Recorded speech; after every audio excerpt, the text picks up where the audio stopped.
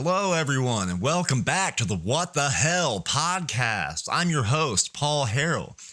It's been 11 days since I've posted anything to this channel, and it's good to be back. I'm sorry for the delay, but I went on a trip and did some things, saw some sights. It was fun, and however, I am glad to be back. I've been itching to do this episode in particular. I'm very excited for today's episode. I've been looking forward to it. We are talking and furthering our discussion based around the question we've been asking for a couple weeks now. Are there other gods? Are there? What the hell? Well, if you've been following along, this will be part 4 of the Are There Other Gods series. If you haven't watched the first 3, I suggest you do so. And I'm not saying so to get more views and likes and clicks. I'm saying so you aren't completely lost in this conversation. But if you are starting here, we're glad to have you. And that's okay. Hopefully you're not too lost and confused. But the links to the first 3 videos will be in the description to this video. And just a quick announcement, a quick update, some really cool news. The What the Hell podcast is now available on Spotify. Heck yeah, that's pretty cool. So now you can watch us on YouTube and now Spotify. Soon it'll be on Google Podcasts and Apple Music as well.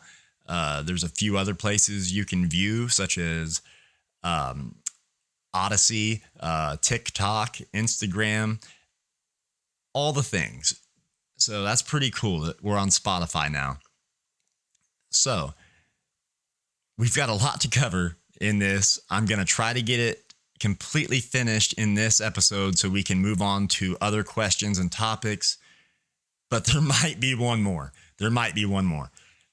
But depending on how long we run today and how long I go on for, we'll see. But we got a lot to get into, some really cool, interesting stuff. Let's do it. Let's ask the question, are there other gods? So, you are probably familiar with the creation story. You don't have to be a Bible nerd or even a Christian to have some familiarity with the creation of mankind. It's on the first page of the Bible. Everyone's familiar with it. But when God created man on earth, you may not know that there is a parallel story of God creating the other Elohim in the heavens. And it really amazes me that it isn't talked about. It's often overlooked. It's not held with very high regard or importance, and it's extremely important. These first few chapters of Genesis, they lay out the map and the roadway for the whole rest of the Bible, all the way through to the end. And to leave out such a crucial, very peculiar and interesting part that runs parallel with the creation of us. To leave that out is just mind-blowing to me. And I've almost never heard it talked about, especially not in church or Bible studies or anything. Very few people I've ever heard even talk about this. But I think it's vitally important. But again, there's a parallel story of man and his creation on earth and the other Elohim, the other gods and their creation in the heavens. And we're going to, in a little bit, talk about the details of that, of when that happened, how that happened, so on, of the creation story of the gods, of the Elohim. But first, we're going to continue what we've been doing and just letting the simple language of the Bible answer our question. Since that's been an ongoing theme, I figured we would start there. And what better way to do it because it's not me answering your question. It's not you coming to your own conclusions. It's not somebody else that we're listening to. We're just simply letting the language of the Bible, of the Hebrew Bible, to answer the questions itself, which is how it was meant to be read. And it's just so simple when you start to look at it with these simple, these simple little equations in the lens of the Hebrew authors themselves, and that's our goal here. So we're going to look at 3 different terms that the Hebrew Bible uses to refer to the other gods. There are 3. The first we're going to talk about is the host of heaven. Then we're going to talk about the divine council. And we're going to talk about the sons of God. 3 different terms, all meaning the same thing, the other Elohim. And if you're watching on video, I'm going to share my screen with you. We're going to look at a couple Bible verses. Okay, we're going to start with Genesis 2:1. The hosts of heaven. Thus the heavens and the earth were finished, and all of the hosts of them. Okay, well, that might not mean much to you if you don't understand the language being used. So obviously it's saying the heavens and the earth were finished. Okay, God created the heaven and the earth and all the hosts of them. What's that mean? Well, host is actually a military term. Host means army. It can also mean a set of advisors, but it generally means army.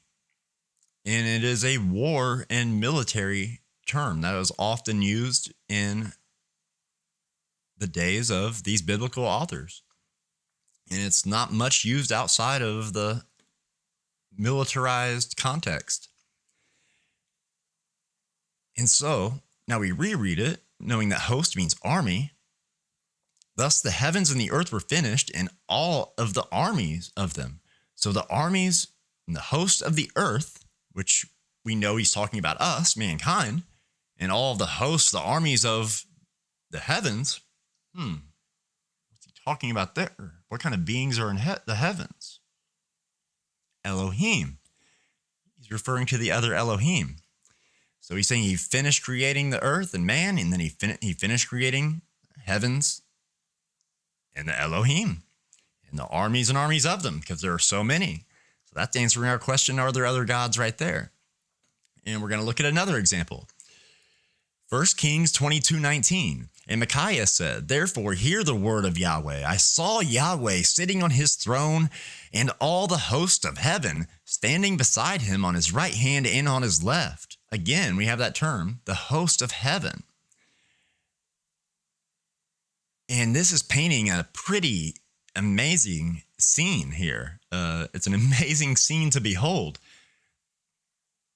So the scene is, there is Yahweh, Elohim, the God of gods, and he's sitting on his glorious throne. And all the hosts of heaven are standing beside him on his right hand and on his left. So before, if we didn't just learn what we talked about just a second ago, we wouldn't really understand what that means. In most cases, that just gets skipped right over and looked right over. Nobody even questions what that means. But now that we know that host means army, and we just learned that God finished creating the host of heaven and earth, the armies of heaven and earth, and this is referring again to the host of heaven. We have Yahweh, the God of gods, sitting on his great throne, and all of the armies of the other Elohim that reside with Yahweh in heaven are standing beside him on his right and his left. That's pretty amazing. That is pretty amazing. So the next phrase we're going to look at, another example, is the divine council. So let's look at Psalm 82, verses 1 through 8. Elohim has taken his place in the divine council. In the midst of the Elohim, he holds judgment. How long will you judge unjustly and show partiality to the wicked? Give justice to the weak and the fatherless. Maintain the right of the afflicted and the destitute. Rescue the weak and the needy. Deliver them from the hand of the wicked. They have neither knowledge nor understanding. They walk about in darkness. All the foundations of the earth are shaken. I said, you are Elohim, sons of the Most High, all of you. Nevertheless, like men, you shall die, and like any prince, arise, O Elohim, judge the earth, for you shall inherit the nations. Wow, what a poem. That's amazing. So back to verse 1. Elohim has taken his place in the divine council, which is another way that he refers that the scriptures refer to the other Elohim alongside Yahweh. And in the midst of the Elohim, Yahweh holds judgment, just as he does on mankind. So it's not that there's not other gods. There are armies and armies of other gods, but he is in the center. He is above. He holds judgment. He created them, which we'll talk more about. And down here to verse 6, this is Yahweh speaking. Yahweh said, you are Elohim, talking to the divine council, sons of the Most High, which is a little hint into the next one we're going to look at. You are Elohim, sons of the Most High, all of you, all of the armies of you. Nevertheless, like men you shall die and fall like any prince. Arise, O Elohim, judge the earth, for you shall inherit the nations. And real quick, when it says sons of the Most High, when the Bible refers to, in the Hebrew Bible, when it says the sons of something, it doesn't mean like a biological son. It's not talking about if a husband and wife have a baby and that is their son. That's not what it's referring to. Sons means a type of or in a class of. Just like in the stories of Elijah and Elisha, it says the sons of the prophets. Well, and there was a bunch of people that followed them, prophets in training. And it's not that they were Elijah and Elisha's biological sons. They were just in a class of Elijah and Elisha. And there's many more examples of this, but I think that was important to point out. So we have the host of heaven. Now we have the divine council. Next, we're going to look at the sons of God a little more. We just touched on it. But let's look at it a little more. Okay. Deuteronomy 32 verses 8 and 9 say, when the Most High gave to the nations their inheritance, when he divided mankind, he fixed the borders of the peoples according to the number of the sons of Elohim. But Yahweh's portion is his people, Jacob his allotted heritage. Okay. So it says, according to the number of the sons of Elohim. Okay, a lot of people see the phrase sons of God, sons of Elohim, and they think that it's referring to us, to people, to mankind. And in some cases, that is to be true. But again, you should never read the Bible out of context, because this is what happens. If you just back up a few words into the same sentence and read it in context, and this happens over and over again, it's not just here. It says right before the phrase sons of Elohim, it says, when the Most High gave to the nations their inheritance, when he divided mankind, he fixed the borders of the peoples of mankind. according to the number of the sons of Elohim. Clear difference, clear separation from the two different classes of beings that he's talking about right here. He specifically names mankind and the peoples twice in the same sentence, and he divided mankind and fixed the borders of the peoples according to the number of the sons of God. If the sons of God were referring to man, how is he dividing man and peoples by the number of man and peoples? You see what I'm saying? And so when he refers to the sons of God, he's talking about the other Elohim, the other beings that are in a category of Yahweh, other gods. Lesser gods than Yahweh, remember that. Gods nonetheless. Next verse. Job, chapter 1, verse 6. Now there was a day when the sons of God, the sons of Elohim, came to present themselves before Yahweh, and the Satan, also came among them. There it is again. The sons of Elohim presented themselves before Yahweh, and Satan also among them. Again, if it was talking about men, it was talking about mankind when it's referring to the sons of Elohim, then how would Satan be there? Because Satan, or the Satan, how it's really should be addressed, but we'll talk more about that another time. Satan is one of the Elohim. He is a god. He is an Elohim.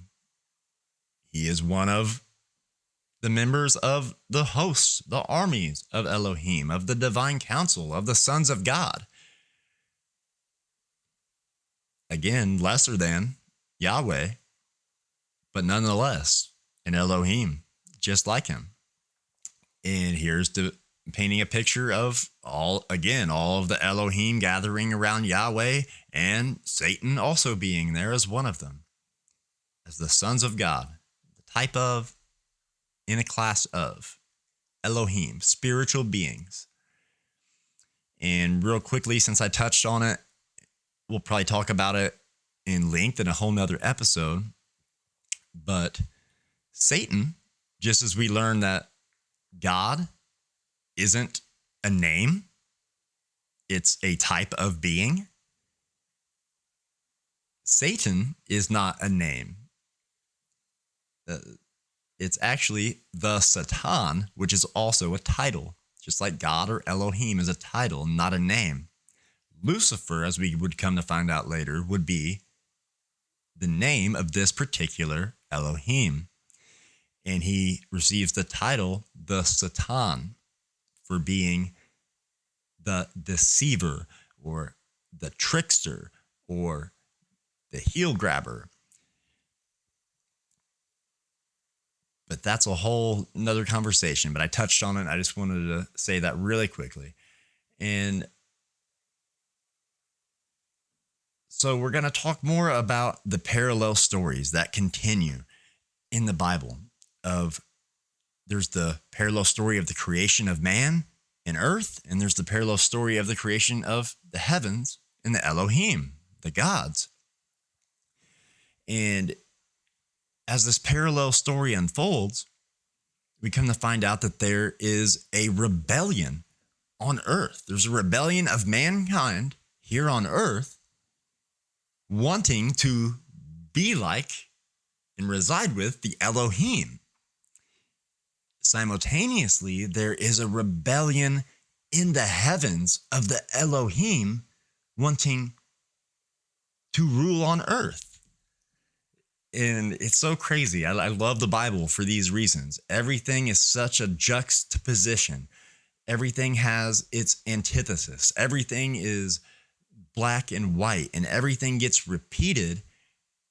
And as it gets repeated in every story from Genesis on, it's repeated in the same type of narrative in the same ways, or it's repeated the same ways except flip-flopped. or certain things are flip-flopped, but it's the same repetition throughout, and it's beautiful. Literary geniuses, the men who wrote these books, geniuses. And that's why I love it. But again, a whole nother story, but it's just amazing. But parallel creation, man and earth, parallel creation story, Elohim in the heavens, parallel story of man on earth rebelling and wanting to be like the Elohim and reside where the Elohim are. Simultaneously, a rebellion of the Elohim in the heavens, wanting to rule down here and to be like Yahweh and be like men as well on earth. It's a pretty crazy story. And just a little bit more on this story. We're not going to go there in the verses, but just so you know a little bit of the context, it is the rebellion of man on earth. God had dispersed the great dispersion of mankind throughout the globe, and men were given different regions of the earth to inhabit, and they were supposed to be fruitful and multiply and fill the earth with other images of God in their respective districts and nations. Yet, instead of following what Yahweh had commanded, most of them started, instead of dispersing, they started coming together, and they formed the first city. That city would become Babylon, which is notoriously bad. And from then on, cities throughout the Bible are inherently negative and inherently bad. But in this city, called Babel, which later will be referred to as Babylon, men start coming together, as I said, instead of dispersing, as Yahweh had commanded, and instead of going out, they start building up. And that's where you get the Tower of Babel. They started building this massive tower up to the heavens. Up to the heavens. Why? Because instead of having the rule and authority on earth that Yahweh had given them and being happy with that, they rebelled and wanted to go, instead of out, they wanted to go up. Instead of the earth, they wanted to reach the heavens and be like the Elohim. And then simultaneously, the Elohim are rebelling in the heavens and coming down to earth. You see what I mean about the antithesis and the parallel stories, the black and white, the up and down, the exact story but opposite? It's amazing. But here's a little bit more on the story of the rebellion of the Elohim. Genesis chapter 6, verses 1 through 4. When man began to multiply on the face of the land, and daughters were born to them, the sons of Elohim saw that the daughters of man were attractive. Okay, so there again, it proves that when it's saying sons of God, in the context in which we've been reading, that it's referring to the Elohim and not mankind, because it explicitly says right here, when man started to have daughters, the Elohim saw that the daughters of man were attractive, and they took as their wives any as they chose. Then Yahweh said, my spirit shall not abide in man forever, for he is flesh, and his days shall be 120 years. The Nephilim were on the earth in those days, and also afterward, when the sons of Elohim came into the daughters of man, they bore children to them. These were the mighty men who were of old, the men of renown. Okay, so you see that it doesn't give a whole lot of great detail on this, but what we do know is that mankind started to multiply. The daughters were beautiful and attractive, and the other Elohim thought so, and they were rebelling in heaven, and they rebelled and left heaven and come down to earth and had sex with human women. And those human women who had sex with the Elohim, they gave birth to a being that we have come to refer to as the Nephilim, sort of a demigod, if you will. And there's many stories. Some say that they were giants. Some said they had super strength or other powers. No matter what the details are, it's just the fact of their existence and how it had to have been pretty amazing and also pretty, I don't know the word, terrifying. I don't know. It shouldn't have happened. The Elohim were not created to have sex with and breed with mankind. So this is, in Yahweh's eyes, this is chaos. Everything's going awry. His perfect creation, instantly the first two of the humankind rebelled and messed things up for everyone going forward. Then the Elohim start rebelling and they're going down. The mankind's trying to go up. Elohim's coming down. They're crossbreeding. There's all these things going on in this great rebellion. So now that we've talked about the different terms used for the other Elohim, and we've talked about the parallel creation stories of Elohim and man and the parallel rebellion stories of Elohim and man, more about the actual creation of the Elohim. So in the story, like I said, we're all familiar with when mankind was created, but when were the Elohim created? Why am I missing that? Okay, let's talk about that a little bit. We are going to go to Genesis chapter 1, verses 14 through 19. And we're going to read, and then I'm going to explain. And you're going to understand why that it's been overlooked. You may have read it and had no idea that's what it was talking about. And just not a lot of people are talking about this and teaching this. But again, we're going to let the Bible answer itself, and it's going to become very apparent to you very quickly that this is most definitely what it's talking about. And we're in Genesis 1. We are in the midst of the creation story, of the creation of everything, of the earth, the universe, mankind, Elohim, everything. God's creating everything right now. He's speaking and he's creating. And right now, in verses 14 through 19, we're in day 4 of the creation story, of day 4 of the 7-day creation story. Okay, so we're going to read. And Elohim said, "Let there be lights in the expanse of the heavens to separate the day from night." Okay.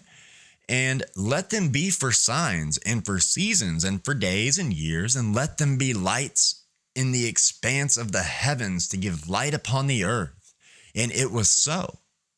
And Elohim made 2 great lights, the greater light to rule the day, and the lesser light to rule the night, and the stars.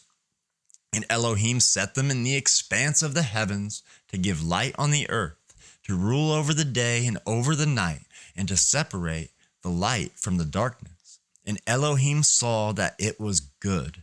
And there was evening and there was morning, the 4th day. Okay, so how we've always taken this passage and how it can easily be taken, how almost everyone takes it unless they have this knowledge of the language like we've been discussing. We would say obviously that passage is talking about, okay, God created the sun and the moon and the stars up in the sky. It's pretty straightforward, right? created the sun. It gives us light, the moon and the stars at night, and it gives us a little light there, some lesser light. It's pretty obvious what it's talking about right here, right? You might think so, but he's actually talking about the creation of the other Elohim, of the divine council, of the sons of God, of the host of heaven. That is what this passage is talking about. Day 4 is the creation story of all other Elohim. It's pretty amazing. And hold on, I promise we're going to get to it and it's going to become clear. Because right now it seems very clear that, what are you talking about, Paul? Like, he's clearly talking about the sun and the moon and stars here. And that's what gives us light. It's pretty obvious, straightforward, duh. You may think so, but we're going to point out a couple of things really quickly.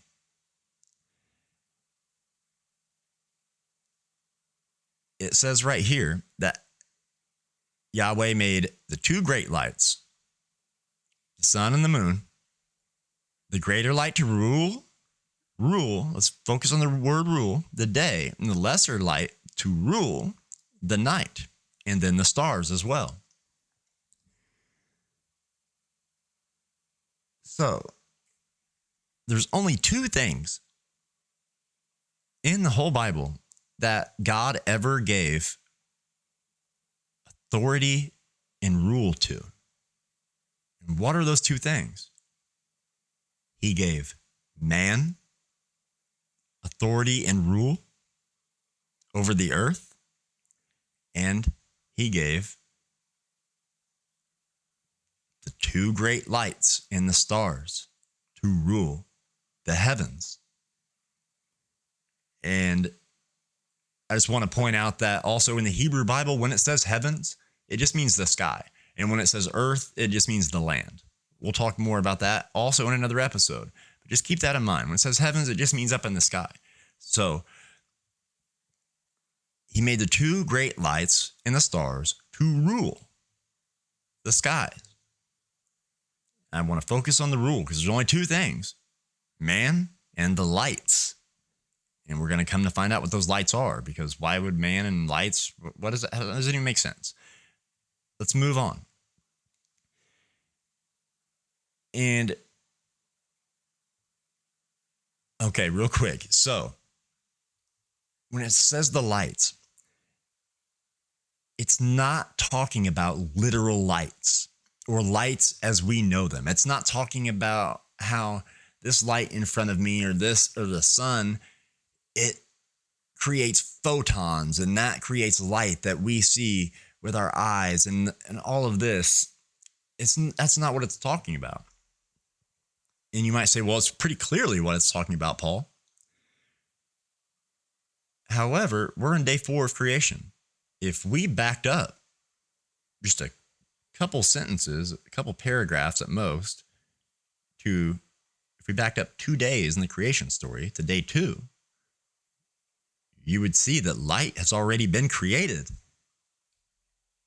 That's the crazy thing. And this is how the Bible starts to answer this. Here on day 4, he said, let there be lights in the sky to give light on the earth and to rule the heavens. Okay, well, 2 days ago, he just created light. Genesis 1, verses 3 through 5. Or I'm sorry, on day 1. I apologize.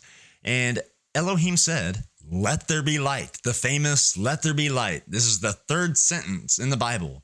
And God said, let there be light. And there was light. This is not just 2 days, like I just said. This is 3 days before he created the sun. That's very interesting. So on day 1, there's light. And Elohim saw that the light was good. And Elohim separated the light from the darkness. Elohim called the light day and called the darkness night. And there was evening and morning the first day. So, the very first day of creation, before man was ever created, before animals or anything else was here on earth, there was already light and dark. And then we just read back up day 4, Genesis 1:14 through 19, that he put lights in the expanse, the sun, moon, and the stars. But there's already light. And it says that these lights are for signs and seasons and days and years. And so they aren't the actual light. God is the light. He spoke light into existence on the first day. And then on the fourth day, he created these things that we see up in the sky, sun, moon, and stars, as a sign that points to the actual thing that is the light, which is God. It's so amazing. And I like to use this example as well. I'm sure we'll talk about it in the future. How I love in the Gospel of John, when Jesus is going around doing all of his miracles, that John refers to them as signs, which is clearly a hyperlink all the way back to the first page of Genesis, talking about these signs. And instead of referring to them as miracles, he calls them signs, because everyone was so fascinated and so obsessed, still are, with the miracles of Jesus and the miracles of God. But he's trying to tell you, the author's trying to tell you, that the point isn't the miracle. The point isn't the sign. The sign is just something that points to the thing. The miracle isn't the thing. The sign isn't the thing. The sign points to the thing. For example, if there's not one, but if there was an exit sign above the door over here, just as most commercial buildings do, there's an exit sign above the door. Okay? The exit sign is the sign, but it's not the thing. You can't leave through the exit sign. You leave through the thing that the sign points to, which is the door. So the miracles that Jesus performed, what the author John is trying to say, is that the miracle's not the thing. That's just the sign. And the sign is what points to the thing, which is Jesus. And in this case, the sun, moon, and stars aren't the thing. They are a sign that points to the thing, which are the Elohim, the gods. They are signs representing all of the Elohim, of the armies of heaven. That's why there are so many stars. Every one is a representative of one member of the host of heaven, of the divine council, of the armies of heaven, one of the sons of God, of Elohim. They're the signs. And now, looking back at the word rule, it makes more sense why the divine council and the armies of the skies, the Elohim, have authority and rule in the heavens. It's not the lights. How are they ruling anything? They're just signs that point to the thing, the spiritual beings, the Elohim. It's amazing. Okay, moving on. So, something I want to point out is that all ancient cultures worshipped the sun, moon, and the stars in some fashion. So this isn't something that's so taboo that is completely uncommon or unheard of. Like that's crazy, blasphemous. Who would have ever thought of such a thing? It's so far the opposite from that.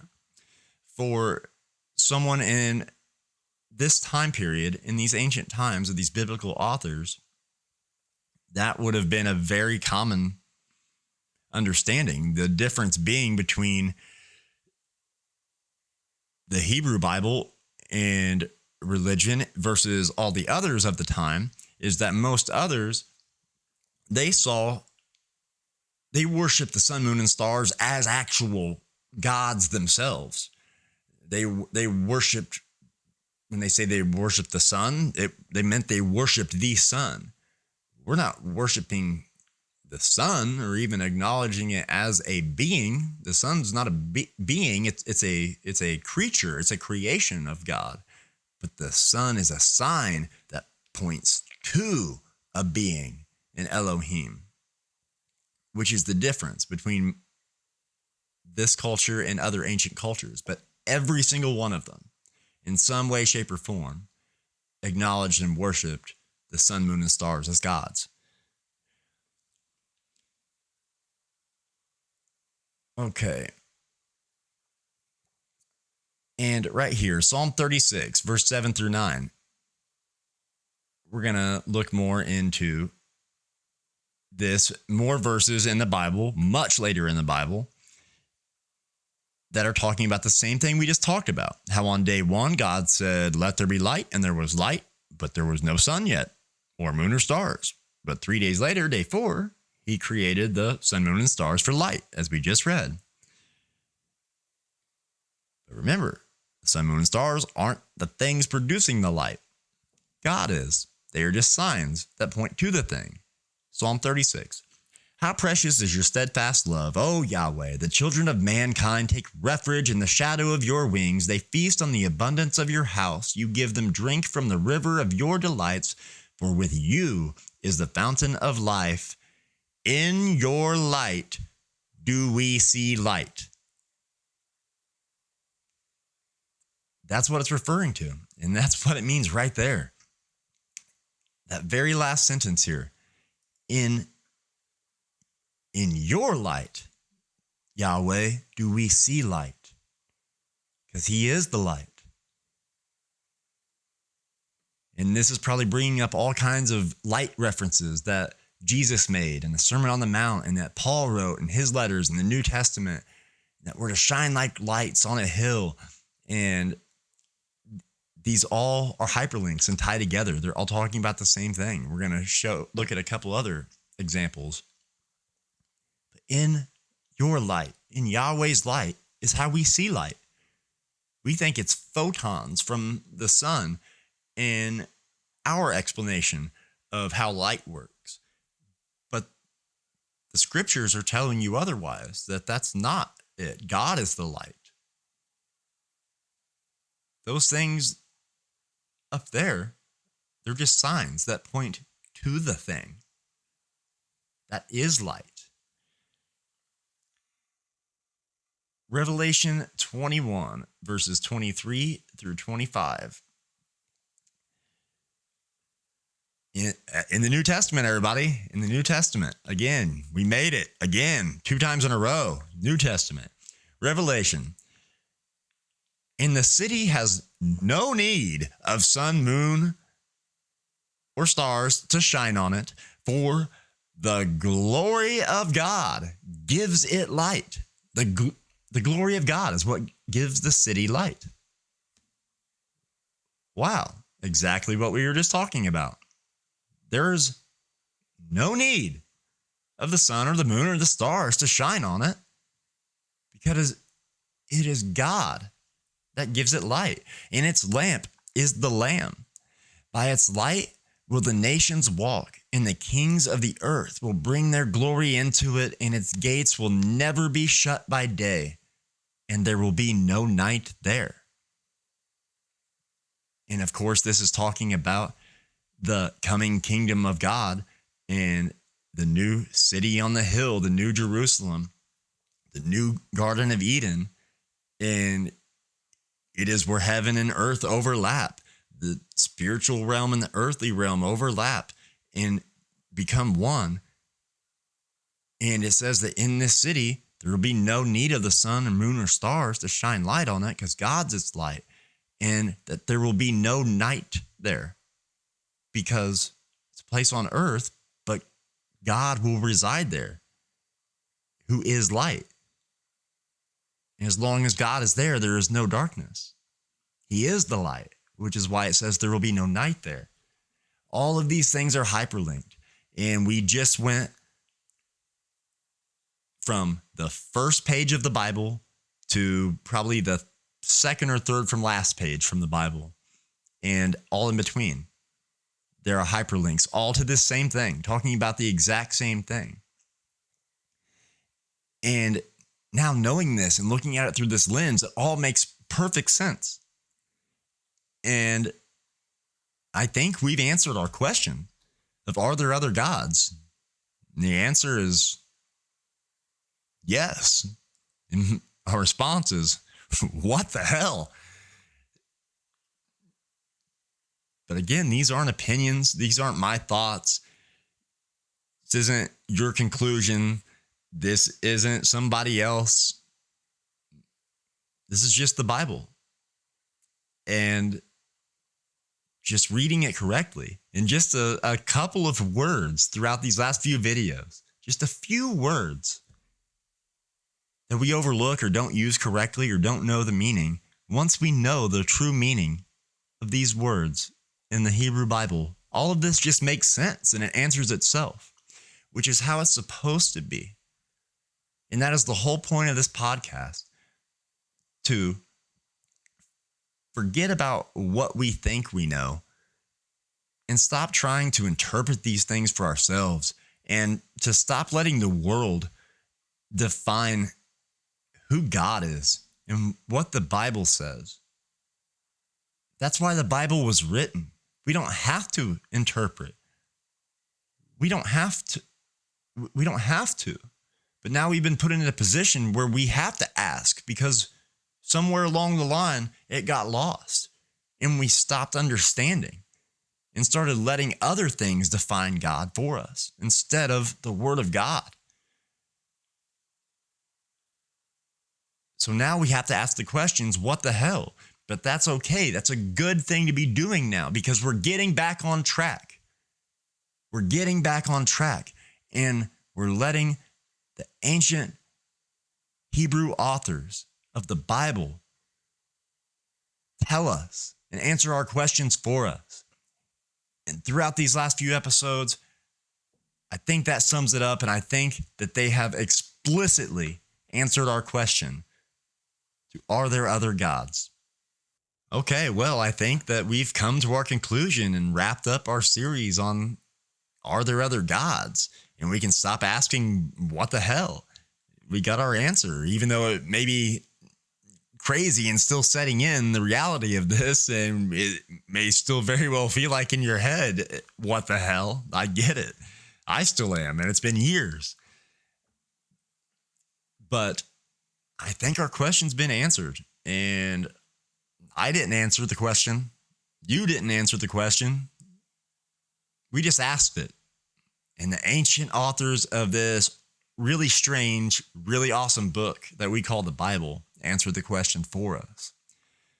So let's continue to do that. Let's continue to ask these questions, ask what the hell, and continue to let the ancient Hebrew authors of the biblical scriptures answer these questions for us, and stop letting the world define what we know. Because intentionally or unintentionally, we're being misled and lied to in most cases, and it's not cool. It's not cool at all. But I hope you've enjoyed this series. I've really enjoyed doing it. I really have. I could continue on. We could have 5 more episodes of this series just on this one question, and I promise you I could do it, and each episode could be 2 hours long, and I would love it. I'd have a great time. You guys might get a little bored, but next episode we're going to be moving on with new question, new topic, new discussion, and I can't wait. I'm not going to give a little sneak peek as to what that'll be. You'll have to tune in next week. But if you have questions, send them in. You can find our email in the links, or you can just comment on one of the videos. You can message on Instagram or TikTok. Any way you want to use the internet to ask your question, please ask it. And I promise eventually we will get to all of the questions. I'm glad that you're questioning, and I hope that we can find the answers together. And remember to like, share, and subscribe.